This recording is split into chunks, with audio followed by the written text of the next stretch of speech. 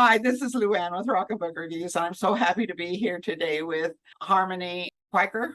Mhm. I always make sure that I get that right. But she is not only an author, but she's also, we'll talk about the program later, but it does with psychology and meditation. And we'll let her explain that to us in a few minutes. Okay, Harmony, before we start, I'd like to get everyone to get acquainted with you. And so I would like you to tell us a little bit about yourself as a child growing up, and how many siblings you had, where you grew up, favorite activities, and let us get to know you a little bit better before we start. Yeah, thank you for asking. I grew up in Sacramento, California, but my family moved there when I was just 6 months old. So I was born in this little town of Oregon called Lebanon. It's right outside of Bend, Oregon. Most people haven't really heard of it because it's so teeny. I I think the story of my birth really sort of encapsulates so much of my life in that it's just kind of unusual. I was 3 weeks past due. My mom was 3 weeks past due with me, and she was getting ready to host a Christmas dinner. And my mom loved to throw parties. So I can just only imagine that a lot of people, she was anticipating a lot of people. And she went into labor with me on Christmas Eve. And she went to the hospital, and my dad was running the ER at the time. And he actually delivered me. And after I was born, they were talking about what to name me. And my dad had his heart set on naming me Blossom Joy. And my mom really wanted to name me Harmony. She said she had been listening to the Elton John song Harmony, and that I started kicking. And she just knew instantly that that was what my name was supposed to be. So then my dad went and got my sister, who's 3 years older than me, and said, "Here's your new baby sister, Blossom Joy."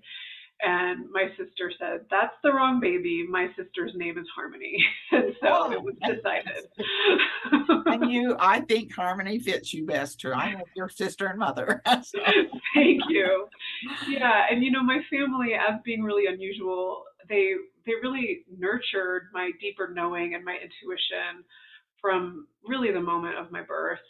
But all throughout my life, I have these memories of my mom like telling me to manifest a parking place, or if I had an intuitive sense about somebody, she would say, "I believe you," and we would follow my intuition. And she really taught me how to follow my intuition from the beginning of my life. And so that's probably my most special memory from childhood.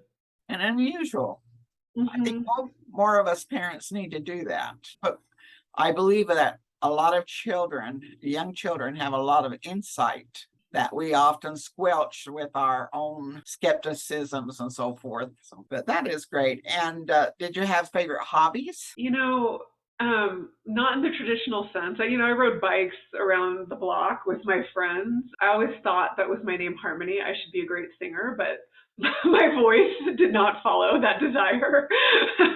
I was actually a very shy child. I would cling to my mom, and I was kind of just always watching. And I was always the friend that kind of went along with what other people wanted. So my own interests were always seated in my higher purpose, and every job that I've ever had was always in service of what I was going to be doing later on as a healer and a teacher and an author from a very young age. Very impressive. That's unique in itself. Hmm. Okay, it stated in an interview that you began transcendent. Say it. It's actually called transcendental meditation. Transcendental, which means chanting. And I looked it up. I had never heard of it before. But anyhow, what is that? Yeah, transcendental meditation is actually a silent form of meditation where to practice, we get initiated by a guru, and we're given a mantra to repeat. And that's where the sort of chanting comes in. But it's an inner silent chanting, where we are repeating a sound or a word or a phrase from the Sanskrit language that we've been offered. And we really anchor in and focus on that mantra throughout the meditation. I had never heard of it. That's interesting. Okay. And at the age of 6, you began this. How in the world was your mother able to get you to do something that in depth at the age of 6. Yeah, I was always really comforted by her spiritual practices. It wasn't a traditional type of spiritual upbringing. There wasn't religion in my household. My parents had each come from different religions and had come to really create what back then was called a new age type of relationship to spirituality. I would always get really close to her when she was in her own practices, and she noticed that. And so she asked me if I was interested in starting my own practice. And something about that had me feel kind of grown up, like I could have my own practice, and I was really curious. So I said yes. And, there was a little bit of apprehension of the unknown and some uncertainty that I can really remember, especially as we were driving up to meet the guru and for me to receive my initiation and receive my mantra. But it was as if the building itself sort of had a pulse and a glow. And when I met the guru, he also had this peace and this presence and this glow that my intuition really resonated with. I went into the room and I received my mantra and my initiation. And in a very disciplined way, I practiced every day. He told me to practice every day for 30 minutes a day, and I did. And I accessed deep information and knowledge from within myself, like inherent wisdom. I could hear words that were quite comforting to me, that surprised me, that weren't of my own voice, that were just transmissions that I received at a very young age. That's really different. Yeah. I do believe very strongly that our souls are eternal. And I really believe that some of us are come to earth with older souls, because as I have mentioned before, it's like I didn't realize I was a unique child. I had a lot of problems growing up. I was out on the farm and I had no girlfriends close by, and I had a hard time making friends with girls because I wasn't around them and I had no sisters. And I got bullied a lot. So it was very challenging childhood. But while other girls were playing dolls and things like that, I was psychoanalyzing other people's situations and observing people and families and relationships at a very young age. I was counseling with older boys on the telephone about their girlfriend situations or their family situations. And I didn't think that was unique at all. My mother used to get, "What are you talking to those older boys for?" But it just felt right, natural. Yeah, there's a way that when we have our own gifts and our own sensitivities, it doesn't strike us as unusual. It's just the way that we are. It's the water that we're swimming in, so to speak. And other people from the outside can see that that's actually really special that you have that gift. And to nurture it at a young age, I think is really powerful.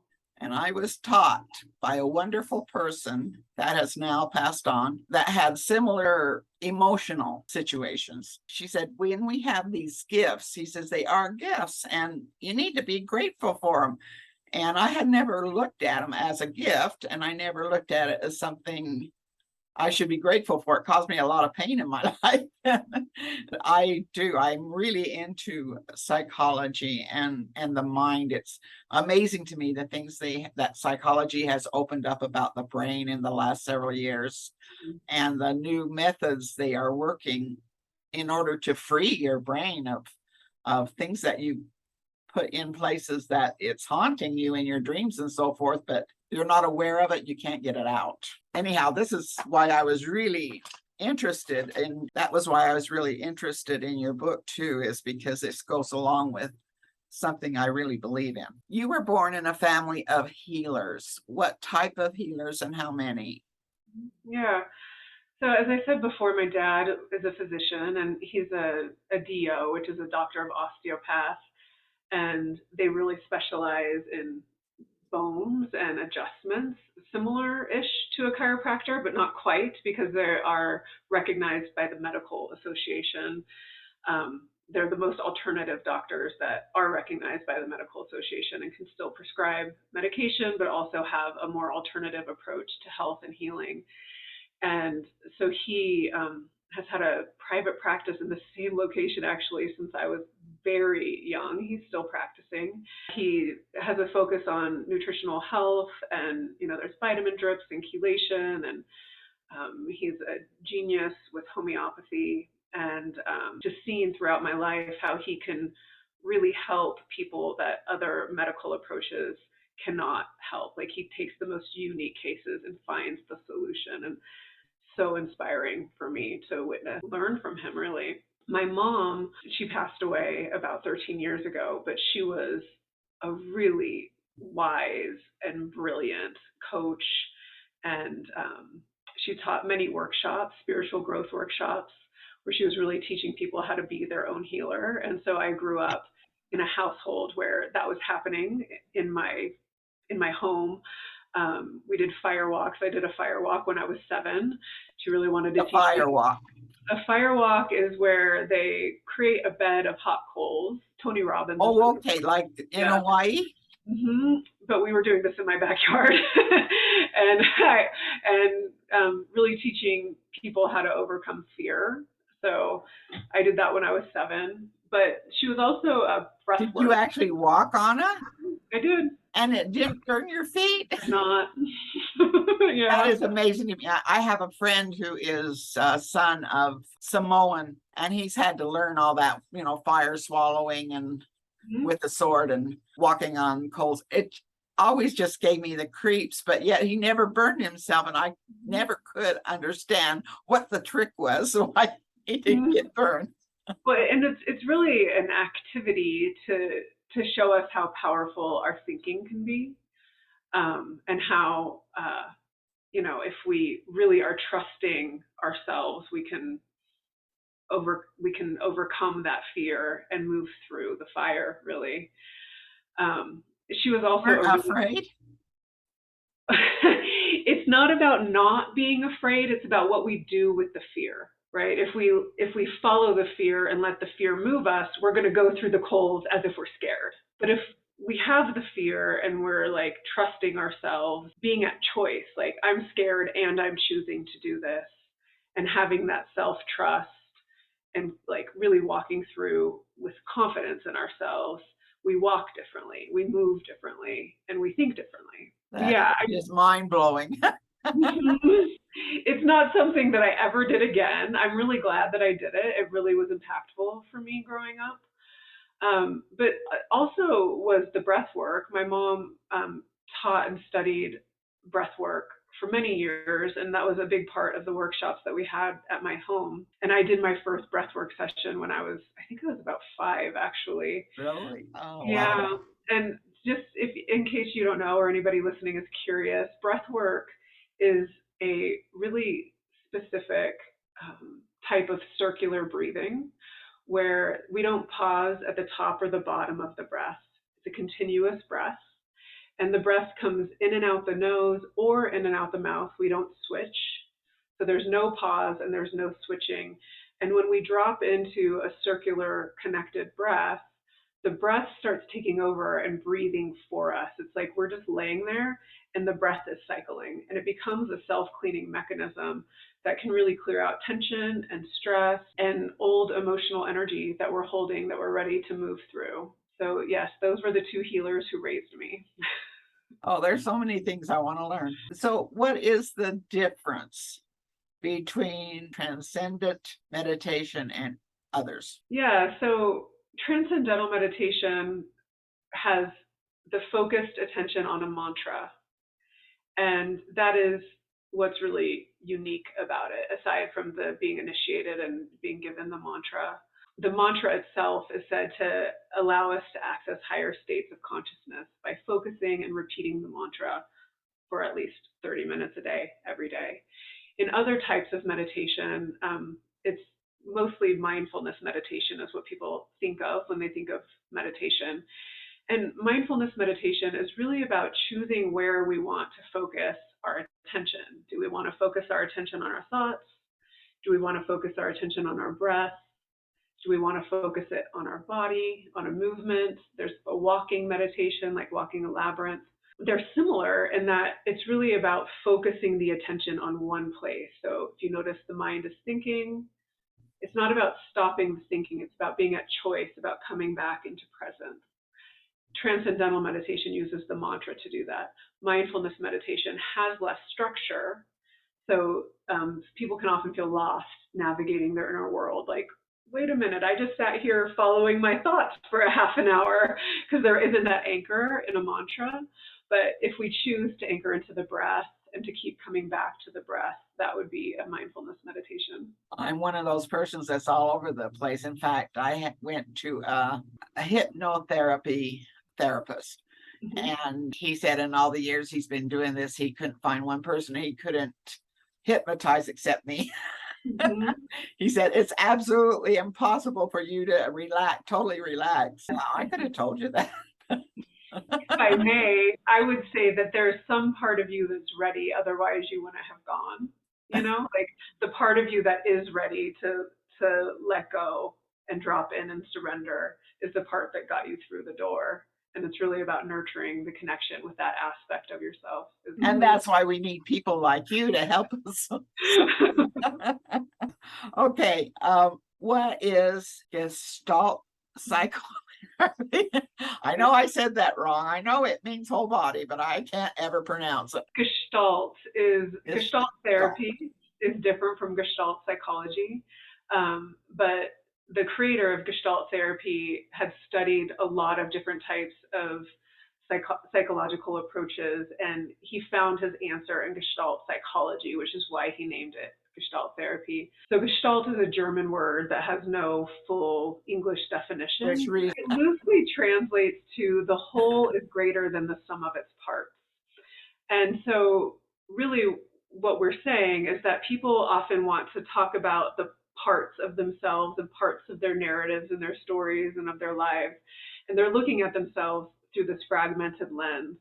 And through Gestalt, we are seeing that through the lens of holism, that they actually are bigger than all of that. And so the Gestalt therapist is seeing the client's wholeness, has attention on the unfinished situations from the past that keep them from being fully present, really drops into presence with them in the relational field. So we start with our eyes open. The client might tell us all sorts of stories about themselves, but as the clinician, we're paying more attention to the present moment experience, the here and now access with the client. And ultimately, we are working towards completing the unfinished business. I am interested I have been studying the last few years a little bit about different parts of this type of therapy. What I'm interested in is how come some individuals who have been had really bad childhood experience, been raised abuses and so forth, and yet they're able to by themselves put it behind them and move forward, where some other people get stuck and they keep getting nightmares, they keep getting inferiority feelings and so forth, because it keeps haunting them. How come some of us can't handle this by ourselves and others can? Yeah, so there's a nuance there, because when you say can move on, the first thing I think is, are they suppressing it and functioning over it, which is actually a trauma strategy. Some people are really functional. They say it's not affecting them, but it's actually down in the shadow, right? Where another person might cling to the past because it feels so unresolved, and it actually keeps them from being functional. So to me, where I have my attention is the person a closed system? Are they stagnant? Are their thoughts stagnant? Or are they open? Are they in what we call the fertile void and in curiosity and newness of life?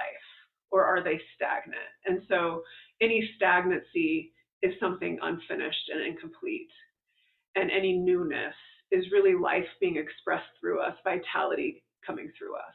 So if someone is really not open with their feelings or have a hard time conversing over anything personal, that means they more or less tamped it down and they're just trying to live above it. Mm-hmm. So that explains a lot. Yeah, and it seems to work because they can function, right? Like it has a purpose. And it doesn't seem to be bothering others. Mm-hmm. Past experiences doesn't seem to bother them. Yeah. but really it is hindering them. In some capacities, I would say yes. Yeah. So Yeah. I always envied those people that could just move on and not seem to be affected with their self-esteem, self-worth, and so forth, Mhm. where others of us struggle with it. So hmm if I may, I'll say one more thing, which is that it's really shame that keeps a person feeling bad about themselves. And so the shame actually has a purpose too. For the person who is clinging to the past, it it actually gives them this feeling of I had some control or influence in what happened. They feel responsible.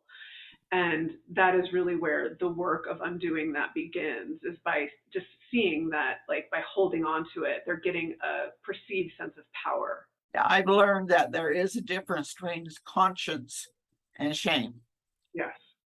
Conscience is something internal that I feel is, God-given, and shame is something we've created Mhm. out of our own mind. Anyhow, I still struggle with these things, and I'm still not comfortable, with the whole thing. So, but anyhow, we'll move on here. So you are the founder of the Institute of Spiritual Alignment. What is the mission statement of this organization? Yeah, we bridge the divide between traditional psychotherapy and spiritual transformation through the transpersonal education of therapists and coaches. So essentially, I train therapists and coaches how to bring more of a subtle attunement to their clients. So following subtle energy, learning how to move and mobilize energy, and really honor the organismic self-regulation of their clients so that they can come back to their home base, the core of their being, of their spiritual So alignment. what was your primary inspiration in formulating this institute? Well, in formulating the institute really came from my students. I teach student therapists at Naropa University, and their enthusiasm and excitement for the way that I teach really helped me to realize that, well, I already knew that what I do is unique, but I do it one-on-one. And so demoing in front of a class, I'm like, oh yes, this is very different. And it helped me, it was really encouraging to me to see that unique approach that I've cultivated over really a lifetime of growing up in a family of healers and trusting my intuition and trusting my ability to see. I could actually teach other clinicians how to do that, how to trust their intuition, how to trust their seeing. And it is really the most enlivening, exciting experience. I love it so much. I love teaching. And how long have you been teaching there? At Naropa, I've been teaching there for 4 years. I've been teaching psychology for about 15. I wasn't aware that there was a program like this in the universities. In Boulder, Colorado, Naropa University. I am impressed with Colorado. When homeopathy wasn't accepted anywhere, they had a homeopathy college, university there. Yep. And Colorado was the insurance were accepting homeopathy before any other state did. So I'm really quite impressed with Colorado. What are your future goals, especially within the next 5 years? My next goal that I have on the horizon right now is the next book after the launch of this one that we're here talking about today. And that book will be just for therapists, mapping out this framework that I've created over the years, and really launching my year-long program through the Institute. I have my first cohort right now, just recently, and really looking forward to building the community of therapists who are here to do spiritually aligned work. Okay, and you have your new book, which is Align, Living and Loving from the True Self. Please tell us a little bit about this book. Yeah, this book was really inspired by my students and my clients.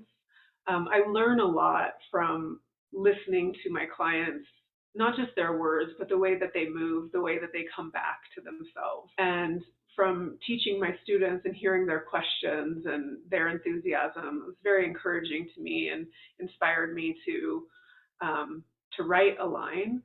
I'm also very passionate about sovereign relationships and working with couples and with families. And so the first half of Align is really the personal journey of working with younger parts of ourselves, working with the body, moving through old trauma. To come back into our own alignment. And then the second half of Align is about how to bring that into relationships, how to really create a sacred connection from our sovereignty. And this book is for everybody. Yes, this book is for everybody. Is there any final comments before we leave that you'd like to make? I want to thank you so much for your presence and for the voice that you give to authors, and your curiosity. Being here with you has been such a pleasure and a joy. So thank you. It's a fulfillment of my dreams. I love people and I love promoting new authors, new books, and it's what I enjoy doing. And I love meeting people like you. Thank you. Okay, and we have a giveaway. We have a print copy for any US, Canada resident of Harmony's book of Align, Living and Loving from the True Self.